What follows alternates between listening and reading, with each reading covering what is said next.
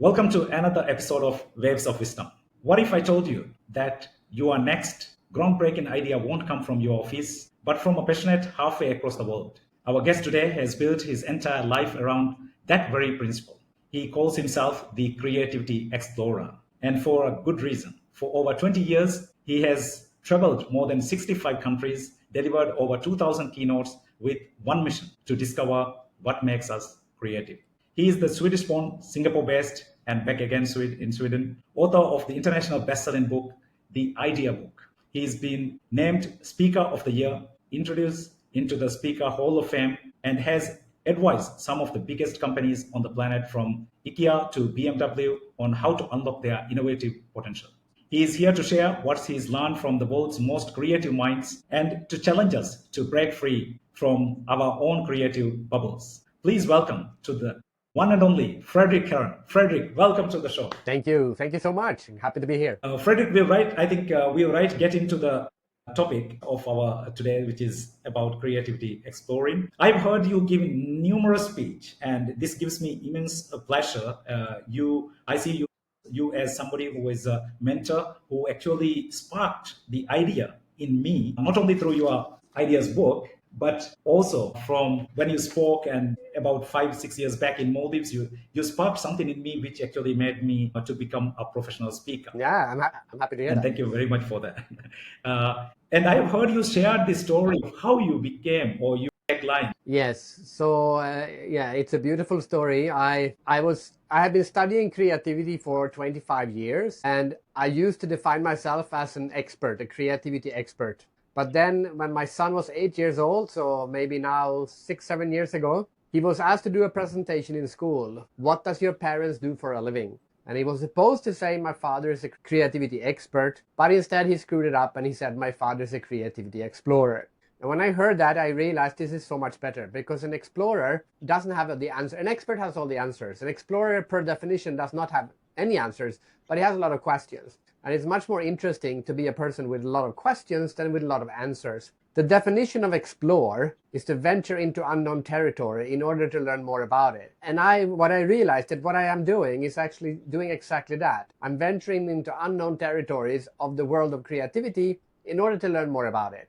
So since then, I have defined myself as the creativity explorer instead of a creativity expert. And it makes me much more curious. Wonderful story, isn't it? And I think that resonates very well with what you are doing and what you have been doing. It also shows that the inspiration you have to your passion actually to keep growing and as a creativity explorer. You gave me this book, Fredrik, when we met first time in Maldives in the our speakers summit, and we brainstormed about what you even explored what you can actually learn from Maldives and creatively explore, and something from our hospitality industry you took away, I think, which I shared you, was we have gone and built a world-class tourism industry, and it is, and you signed off this one saying you love it, which is five star innovation. That is a part of creative lesson you've learned from Yes. Maldives. And by the way, I loved your book and the way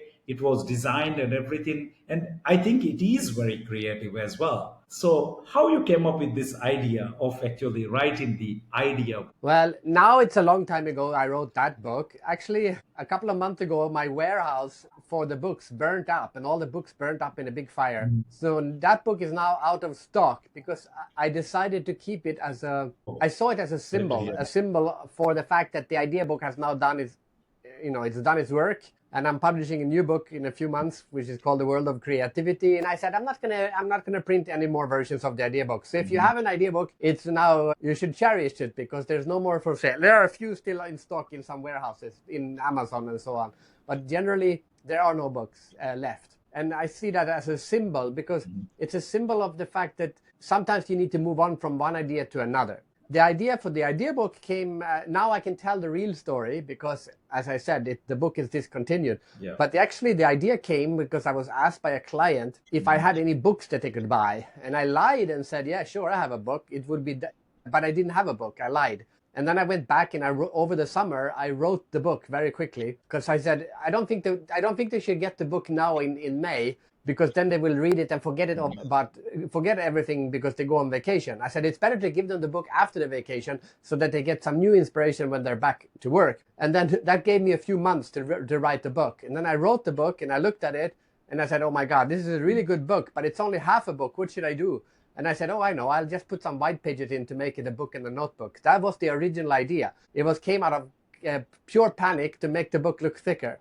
And now it's, as you know, it's a book and a notebook. But it turns out to be a gift, because now the idea book became a book where you can not only read about the ideas, but you can also write down your own ideas. But that was not the original idea. Sometimes creativity is just the ability to catch random acts and realize that, wait a minute, that's actually a good idea. And I think that's what exploring is all about, isn't it? It's wonderful. And on one of these, on one of the pages you wrote actually here, that imagination is more important than knowledge. What do you mean by that? But that's a quote. It's a quote from Einstein. Yeah. Some people misunderstand the quote. At least that's what I think, because they think it's a competition, that knowledge is not important, creativity is important. But that's not what it means. There's a more. It's more important than knowledge, but it doesn't mean knowledge is not important. So you can look at it that you need knowledge in order to be creative, but just having knowledge is not enough. You need to do something with that knowledge, and that's where creativity comes in. So to me, creativity is an amazing, it's almost like a superpower. Yes, correct. And you wrote, as you mentioned, you wrote this book about 20 years back, and now 20 years later, we have AI that we can do brainstorming for ideas endlessly. What is the single most important lesson you learned from this book has become even more critical today? Yes, because of AI, how this idea book or creativity has become more important for human beings. I think creativity has become more important because the world is innovating faster. There's two things to understand about AI. AI is an amazing technology, but also the speed of AI is just mind-blowing. And that's because there's so many people in the world developing AI at the same time. So when the internet came, the last big revolution we had was the internet revolution 30 years ago. But it was mainly developed in the West. But now the whole world, I mean, India, China, the West, everyone is investing in trying to understand AI and develop it so it goes faster. And that's not just AI, it's any technology. Like hotels, we can use hotel as an example. Innovations in the hospitality industry is happening all over the world at the moment. And that wasn't really the case 30 or 50 years ago. So the fact that we have more people innovating, we have more ideas generated per second today than ever before. And that means the speed of innovation is increasing. And when the speed of innovation increases, we need to be more creative to pick up all these changes. So that has increased the value of being creative, just from a business perspective. But I also think creativity is a way of life. It's a way to make yourself build a better life. And from that perspective, creativity have always been important throughout human history. The reason we are not living in the reason we're not living in caves and are being cold is because someone innovated something. So we use creativity and innovation to build a better life. Yeah, I think you're right, because so what do you think? Many people says that AI will kill human creativity, or already today I have read some research from MIT, which somebody has published, saying that the already when they did some brain scans of the people who use ChatGPT quite often, their brain is not as active as people who don't use ChatGPT. What is your thinking from your experience? What do you think? This technology is going to hinder the human creative potential, or it is going to give us a superpower? I think AI is the biggest creativity tool that mankind has ever invented. It's going to be amazing for the creativity. I also think we should be very careful to evaluate the effect of a new technology that only has been around for 2 years or 3 years or whatever it is. I think, okay, how about this? I think it's like this. If we would have evaluated a calculator 2 years after someone invented, or just give someone a calculator who'd never had a calculator before, and then we evaluate their brain, it's very easy to say we used to be able to do advanced multiplication in our heads, and now thanks to the calculator people can't do that anymore, so their brains have become more stupid because now they just use math on the calculator. That is partly true. We used to be able to do advanced math in our heads before, and now we can't do it anymore. But used correctly, we can do way more advanced math using a calculator than we could without a calculator. And I think we can all agree that thanks to the calculator, we are now doing more advanced math. And I think if we start to understand the correct way of using AI, we will become way more creative than without the AI. Because AI, especially ChatGPT and the generative AI, works extremely well in helping the human brain develop new ideas, but only if we use it correctly. If we use it incorrectly, of course it's going to be like any technology. If we use it wrong, it's not going to be good for us. Yeah. So basically, what you are saying is, if you use the technology to replace our own thinking and creativity, then we might.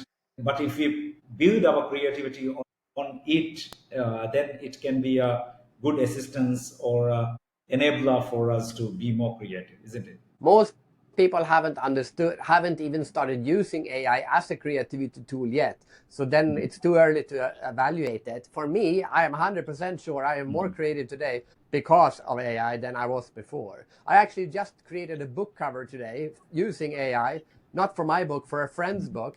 And I had a general idea of what I wanted to do, but I used AI as my creative partner, and we created a cover in 8 minutes. And that was I am not a designer. I don't even know how to use Photoshop and stuff like this. But together with AI, we were brainstorming a cover together, which I think was way better than I could have done, especially in those 15 minutes. Because it's fast too. Like in 15 minutes, I had a cover I could send to my friend and say, this is the kind of cover I think you should have for your next book. Otherwise, I would have to do maybe a sketch by hand and scan it and send it to her. And it would not have, you could send this one to print. So in 15 minutes, I could send an idea to my friend and give her some new inspiration for a book cover. Of course, that is better than what I could have done without. It's also the same as telling people that, like art directors, when they got Photoshop, they forgot how to use a pencil and a brush. And yeah, true, but art directing is way more creative today than it was when they were using pencils. And more importantly, it's way faster, and you can do changes much more easier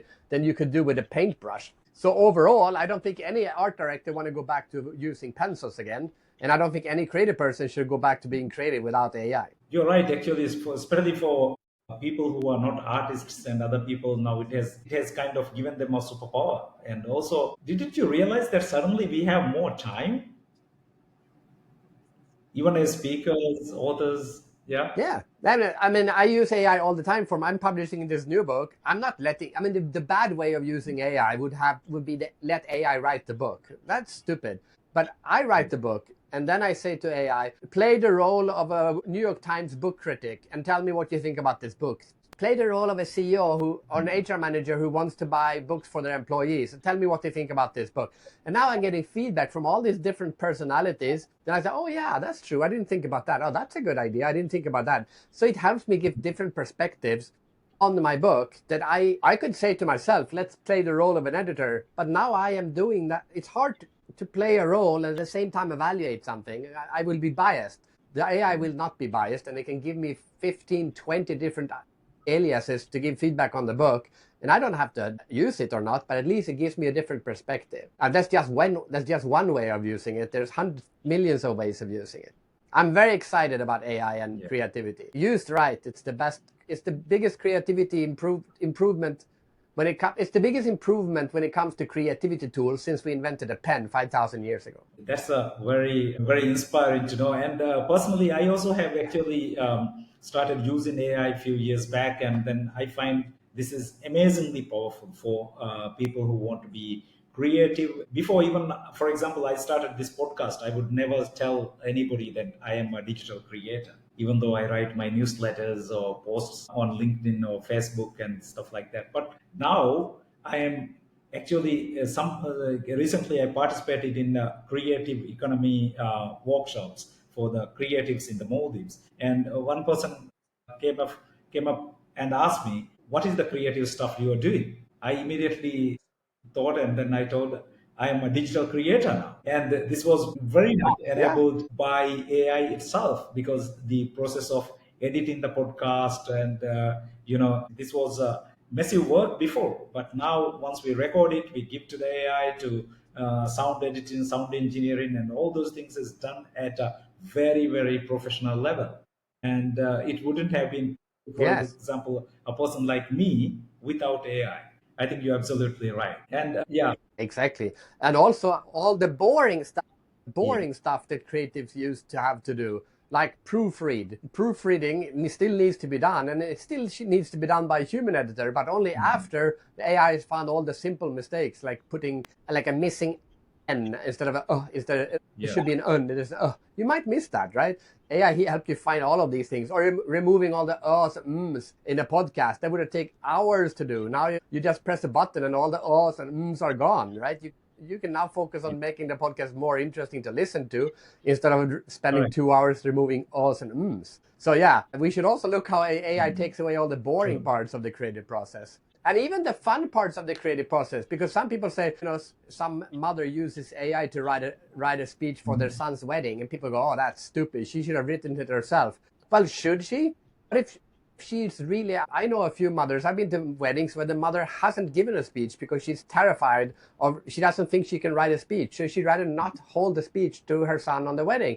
And that's, if you ask me, that is sadder. It's way more sad than having the mother actually go up and read a speech that she's happy with, even Correct. if she didn't actually technically create it. So even for the uncreative people, just being able to create something is better than not creating anything. I think we should evaluate, if as long as we get more and better ideas, even that to me is an improvement over Yeah. the idea of not giving a speech at all. Frederick, since you are the creativity explorer and a student of creativity for a very long time, I'm sure you might have already come up with some kind of definition or some kind of statement to explain people what is creativity is about. Can you explain that to our audience? Yeah. Yes. So this Yeah, so the book I'm publishing next, The World of Creativity, is based on insights from interviewing thousands of creative people in, I think you said 65 countries, but it's actually 75 countries, 76 countries now. So you're interviewing people in 76 countries around the world on creativity. And when you do that, all kinds of people too, like anything from people in hospitality to engineers, AI experts, CEOs, dancers, all kinds.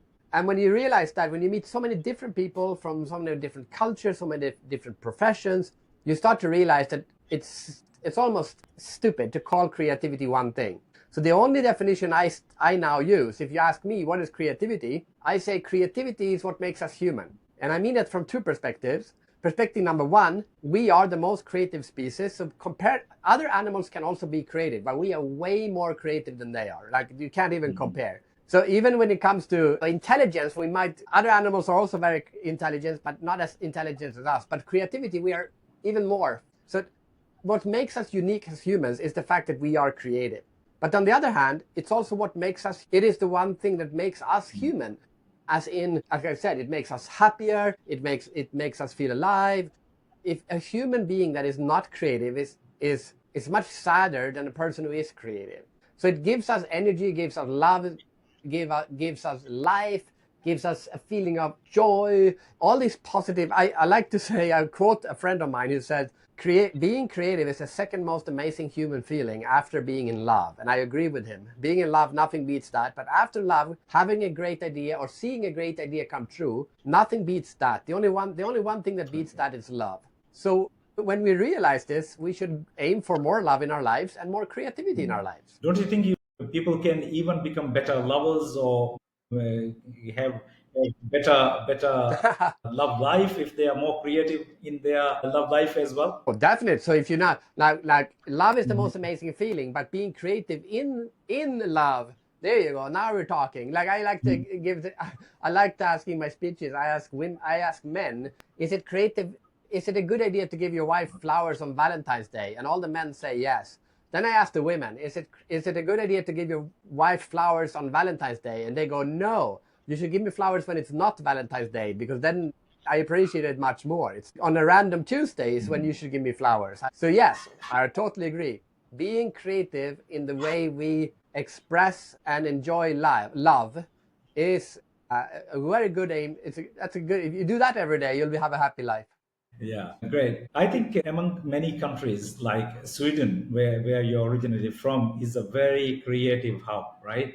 You have a lot of creatives come out of Sweden as well. And majority of your, I think, last 2 decades, you have lived in Singapore and throughout Asia. What's the difference you see in Europe and Asia in terms of uh, uh, creative and becoming creative and creating economic activities out of creativity and all those things? What do you think? Where are lessons we can learn from each other? The more I travel around the world, I think human creativity, yes, it creates economic growth, it creates prosperity and all of these things, but it has to be done from a human perspective.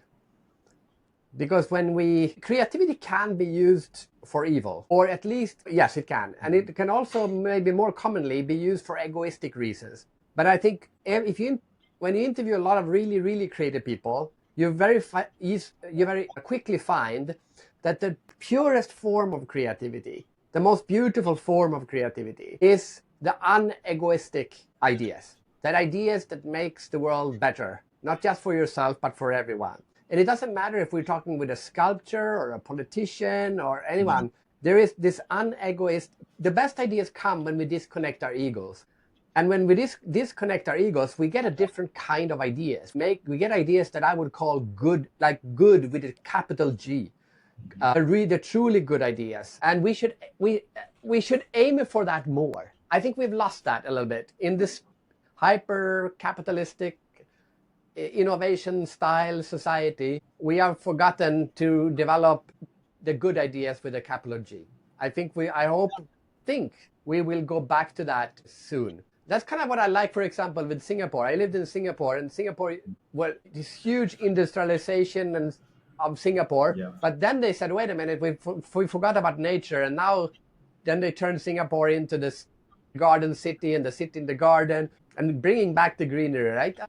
Maybe they shouldn't have torn it down to begin with. So this capital G ideas, capital good ideas, with good with the capital G, is the kind of ideas which Yes. comes when we slow down, reflect, and most importantly, disconnect our egos from ourselves and just think of, is this a good idea? Not, is this a good idea for me? And when you mention about the garden, especially the garden by the bay in Singapore, they have not only brought in when they recreated it. I agree with you. They should have not cut the trees at the beginning, start with. But when they created with so much creativity, isn't it? With the like the flower dome, the gardens, and the waterfall building, and it's quite human ingenuity there actually. If you look at it, how do you like the place? Yes, and I give credit to Singapore. I like it. I lived in Singapore for 17 years, and then a lot of things I love with it. I don't love everything about Singapore, but I love a lot of things about Singapore. But one of the things I do love about Singapore is that the fact that the country is very pragmatic. And pragmatic is a wonderful skill when it comes to creativity, because pragmatism is the ability to say, you know what, yeah, I was wrong, and then you change your mind. And there's unfortunately a lot of things that are not being changed for the better, because people still are stuck in some dogma that they think they still need to stick to. But the ability to just say, you know what, this is what I used to think, I've changed my mind, I don't think this anymore. We did wrong, we should change it, and then just change it. Pragmatism is a wonderful human skill that should be encouraged more. Yeah, what I was saying is when you are traveling around, you're always learning from different cultures about creativity and things like that. What is the most inspiring learning you have come across from a culture which you can share with our audience? I just interviewed Martin Taylor, which is a jazz guitarist, one of the best in the world. He lives in Scotland. And I was recently in Edinburgh, and I got to sit down in his studio and interview him about how he looks at creativity. And he has developed his own way of playing the guitar. He's self-taught. And now he teaches the rest of the world how to play guitar. He said to me, I don't know, I bring this up because it's the latest one. He said to me, actually, I don't play the guitar. I play an instrument in my mind. It's a mind instrument. And so he said, when I am improvising, I see this kind of, I don't know, like an animal almost like something floating inside of his head. And that is what he's playing. And then it goes into his fingers and the fingers play on the guitar. But he's actually not playing the guitar. And I think he's playing an instrument in his mind. And what I really liked with this is, I think this is true for all creatives, regardless what they do. It's something magical that happens inside of in the borderline between conscious and unconscious minds. And then the skill of putting the fingers in the right way, that's just a skill. My father was a music teacher, actually, and he was asked many times by parents, like, how do I make my son a musician? And he said, you can teach any child how to play an instrument. You put your fingers like this, you do like that, and now you're playing the guitar. But the only way to become a musician is through inspiration. You need to expose your child to the greatest musicians of all time. And if they have the potential to become a musician, they will absorb it like sponges. And then they will develop their own kind of music. Like Michael Jackson, from being a child, he would absorb all the greatest. And that's how he became Michael Jackson. So this idea of not looking at creativity as how to master the skill of expressing something to the world, but master the skill of developing your own internal journey of how you create is much more important. And this creativity is this inward journey. So maybe to connect that answer to an answer that actually answers your question. I was recently in Bhutan and I met with a former minister of the Bhutanese government. And he said this to me. He said, you Westerners, you think creativity is about output, like creative output. You look at what I'm creating, I'm expressing myself. And he said, that's not wrong. But more importantly, it's not about self-expression, it's about self-understanding. Creativity is a process of understanding who you really are. And when you realize this, you realize that anything that you create will teach you something about yourself. And that's the most important part of creativity, is by doing something that is creative, you learn something more about yourself. So if you reflect on that for a second, you realize that creativity is about understanding who you truly are, the subconscious, not visible aspect of you. And to get a better understanding of that is the main purpose of creativity. And that's the Buddhist, I learned that from Bhutan and the Buddhist culture there. Yeah, I think that's a wonderful way of looking at it, isn't it? Because the creativity is something actually which comes within the Yes. person anyway, whether it is an artist or a musician, or it doesn't come from outside. From outside, we might be able to learn the skills, but I think the real creativity comes from the inside of a person, right? It's a beautiful way of saying. It also takes away the pressure of creating. Like, for example, if you are a Yeah. creative pottery maker and you create a perfect vase in pottery, and then at the end, you put it in the oven and it breaks, there's nothing to show for it. You throw it away. But you might have learned something about the process or about yourself, even if there's nothing to show for it. That just shows the value of creativity is not the thing that comes out at the end. How beautiful that might be, that's not the main purpose. The main purpose is the process and learning about yourself.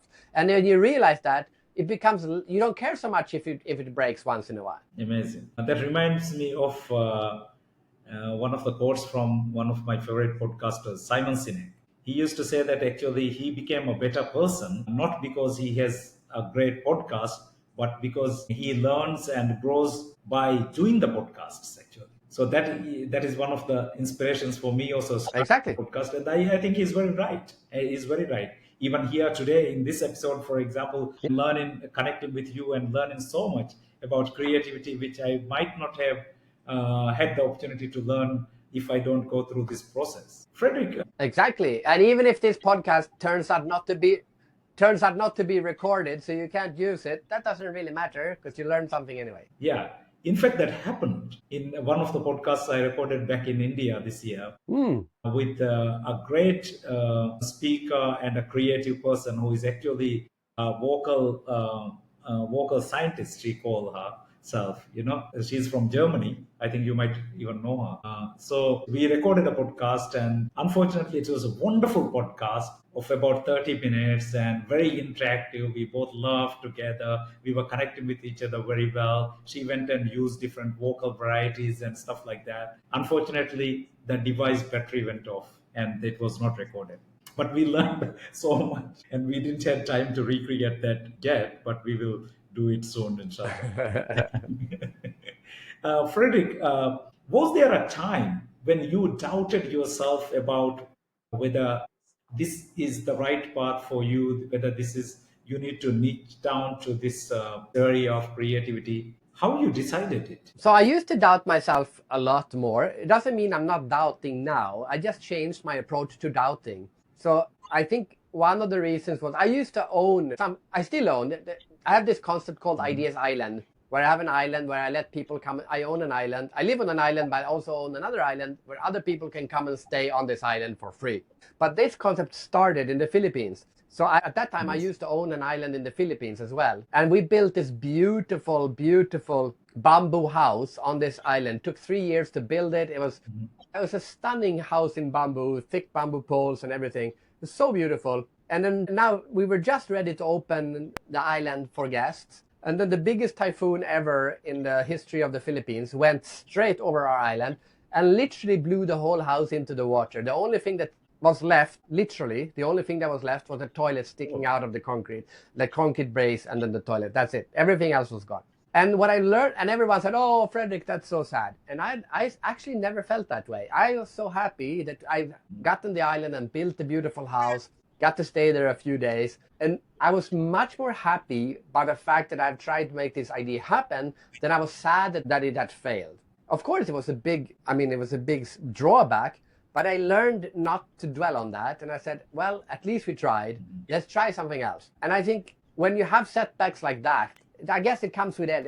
It's called wisdom, right? So waves of wisdom. The older you become, the wiser you become. And the reason you become wiser is because you learn from your Yes. mistakes and your setbacks. Setbacks are not always your mistake. It wasn't my mistake that a typhoon hit. It just did. But you learn from these things and it makes you humble. Mhm. It reduces your ego. You get perspective on things. And you also get experience from meeting with setbacks and bad luck. That's why teenagers, when they break up from their first heartbreak, you think they're going to die because they are so sad. It's like, my life is over. But then you have a few people break your hearts over the years. You can either choose to become bitter, or you can choose to become just someone who says, yeah, okay, these things happen in life, but overall life is wonderful. And I took the second road there.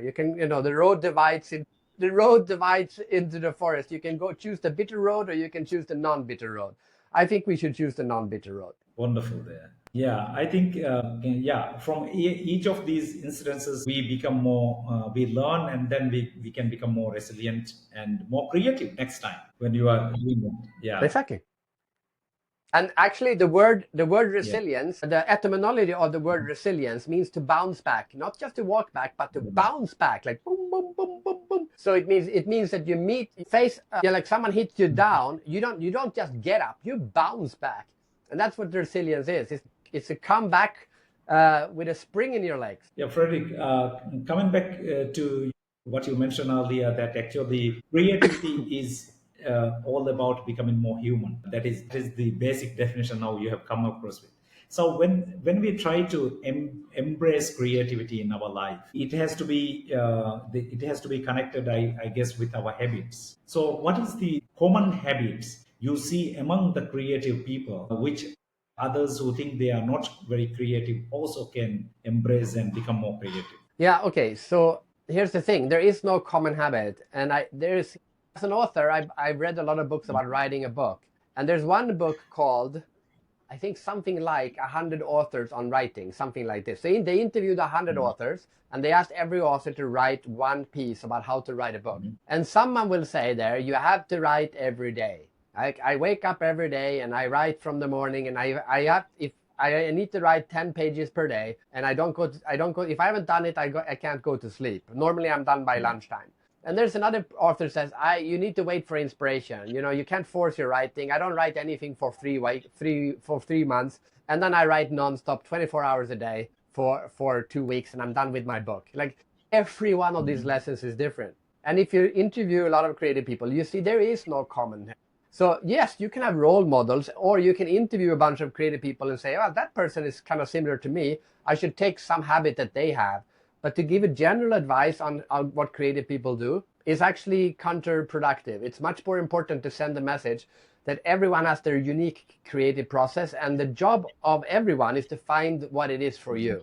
To me, I am an extremely unproductive person. I get very little done in a day, but I'm totally okay with it because I know that once in a while I will have a really good idea, and I call it the elevator. Like a productive type A personality person will every day walk up the stairs, 8 hours a day. I don't do that. I don't get work done. I'm unproductive. But once in a while, the elevator opens up, and I take the opportunity. I jump into the elevator and I go 50 stories up, and then I'm there. And then I sit around and I do nothing for a while. And by approaching that, I've learned that when the opportunity opens up to me, when the doors open up, I need to jump on that, because otherwise I'm going to be stuck on the bottom floor. This is my creative process. I don't recommend it to anyone else, but it works for me. I'm a huge procrastinator. Okay, I think you're right. I think that is one thing common I have observed in a lot of creative people as well. They are generally what the normal person will see as a procrastinator, and normally they delay the things which a normal person might do every day. The society's expectations sometimes they keep aside and concentrate on what they truly love. That might be the reason, isn't it? I actually think that procrastination is such a common human trait that it can't be a negative, Yeah. because it's so widespread. I think there is a purpose behind procrastination. And I think, for example, if you're putting off what you need to do because you do something else, then maybe there's a reason why you shouldn't be doing it right now. Maybe your brain is telling you, I need to think about this for a bit longer. I'm not saying procrastination is all good. I'm saying there is a positive side of procrastination. Yes. And I tend to, like, for example, if I sit here and I say I'm supposed to be editing my book and I'm not doing that, and I go, what else could I be doing? Well, I really need to tend to my garden. I'll go out and I tend with my garden. At least the garden got tended to. And in my head, I'm still thinking about the editing I should be doing. So I'm actually, one day I'm going to write a book which is called The Professional Procrastinator. But as you heard, I said one day, which means it won't be today. Yes, that's true. Fredrik, now coming back to my topic, which I am currently concentrating on, which I shared with you also when we met in Singapore, is about unretirable, becoming unretirable. And I see you as someone who has become unretirable, which I define as somebody who has found their passion and a purpose in life. So you don't have to retire in the normal sense of retirement. So when did you decide? Because actually, in your previous life, before you became a professional speaker, you were also into corporate. You are an entrepreneur. You are executive. So when did you decide actually to pursue this passion and become unretirable? Actually, you know what? I knew we were going to talk about this. I thought I should share with something that I'm sure no other guest has shared with you, which is a different take on unretirable. Because during the pandemic, so I've been a professional keynote speaker for 25 years. The only thing I do is travel around the world and interview people about creativity or speak on conferences. And then COVID hit. And COVID meant no travel and no conferences. So basically, as you know, our industry was hit very bad. And at that time, we didn't really know what COVID was going to end up being. So in the very early, like March 2020, I sat down with my wife and I said, we thought it was going to be 6 months. So we said, for 6 months, there will be no speaking, which means there will be no work for me. What should we do instead? And we said, I'm very proud of this. We sat down and we said, when our kids are adults and their kids ask them, Daddy, Mama, how was COVID? How was the pandemic? They are going to say, the pandemic, that was the best part of my childhood. That was our COVID strategy. And we said, that's what the most important thing right now is. Our kids should not just manage COVID. They should love COVID. Not the disease, but what we did to it. Which meant I decided not to pivot. I decided just not to work.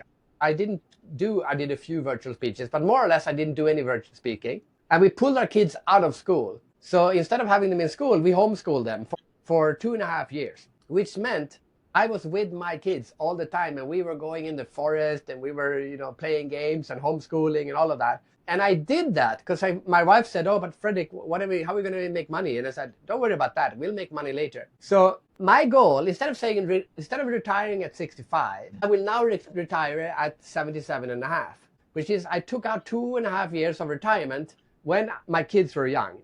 And the more I think about it, I think society is built up wrong. I don't think we should retire when we are old. I think we should retire when our kids are young. Because why on earth should we not work when we are the wisest and the most experienced, and when we don't have any kids at home? So what are you going to do now? I'm going to go play golf with my friends. No, go play golf with your kids when they're young. And now you're going to have a way better, you're going to enjoy golf much more, and you're going to teach your kids. And more importantly, people are the most stressed when they have young kids because they're in the middle of their career. So now the kids get very stressed parents, which of course is also bad for them. So I did retire. I call it to pre-tire. I retired in the middle of my life for 2.5 years, and that gave me so much energy.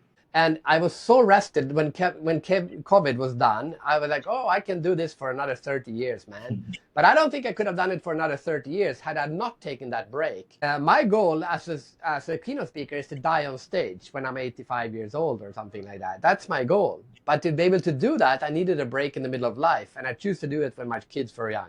Best decision of my life. So it's a wonderful sharing, and that shows from what you said, like as a keynote speaker, you like to see yourself dying on the stage at an old age. That shows your passion for it. How you keep this passion? Is it fueled by purpose or is it something else? I think it's so. My topic is creativity. As I said, I'm the creativity explorer, and I don't spend every day trying to get speaking gigs. I spend every day learning about creativity, and then I hope someone's going to book me for a speech, and they do. That's how my job looks. So when I say I'm going to die on the stage, because I read somewhere and I think a former Indian president once, he did die on stage, and I thought that was a nice way to go. But the way I look at it is I will continue to interview people about creativity until I die. I'm going to maybe rephrase that. Maybe I'll say I will happily die on a podcast. But also have to say, I'd like to add one more thing, because during COVID, I had this idea like, so there are no speeches on creativity and you can't travel. So what are you going to do instead? And I could really reconsider saying, what other job would you take, Fredrik? And I couldn't think of anything else. So I'm very happy to have this job. But that doesn't mean 5 years from now. Like I used to say, I'm never going to leave Singapore. And then suddenly we decided to move back to Sweden. Like pragmatism is the idea to say, this is the greatest, I'm living the life I want to live now. But at the same time, you always have to be able to say, you know what, I just changed my mind. I'm not gonna live this life at all. I'm gonna live a totally different life. So the ability to, you can believe very strongly in what you do, and at the same time be very open to changing it. You need to be able to keep those two thoughts in your head at the same time. Yeah, Fredrik, with all your experience, I think pragmatism is also very important. What else is you think important for somebody who is in their mid careers thinking of retirement? I think one thing you brought up about kids is something for me, even personally, I have been thinking a lot. Maybe somebody can say that you could do it because you had enough savings or assets where you can earn passive income or something like that. So based on all your experiences, what do you think are the steps or are the things somebody in their mid career or early career need to think about to become unretirable and able to do? Yeah, it is true that I had savings. But having said that, first of all, my point is that society should be changed. Like people pay into their retirement, they should be able to take some of that money out earlier. I don't understand why you can't do that. Most people have loans on their house and then they start paying off those loans. You could just go to the bank and say, I want to pay off in a way slower. And I want to pay off, instead of 30 years, I want to pay it off for 50 years. That means your payment would be lower. And instead you put away some of that money so that you have some savings so that you can take more time off when your kids are young.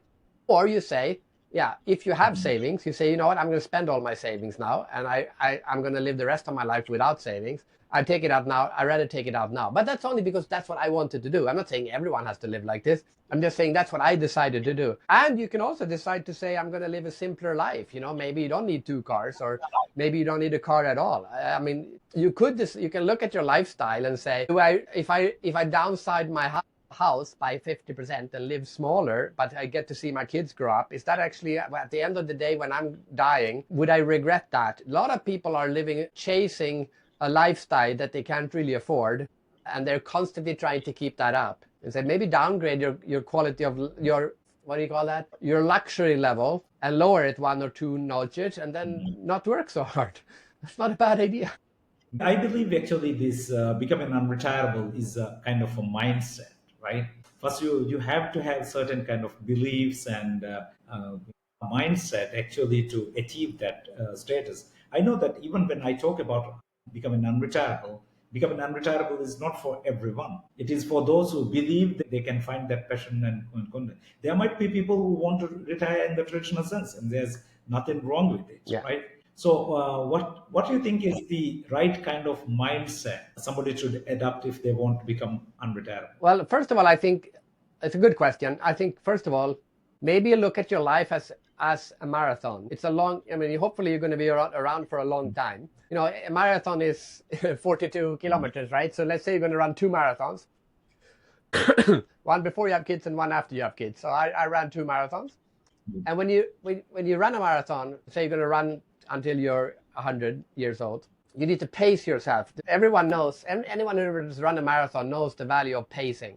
And the problem is that most people they run the marathon of life as I'm going to run as fast as I can for the first half of the race. And then I'm going to run almost as fast for the third quarter. And then I'm going to run really slow for the last quarter of my life.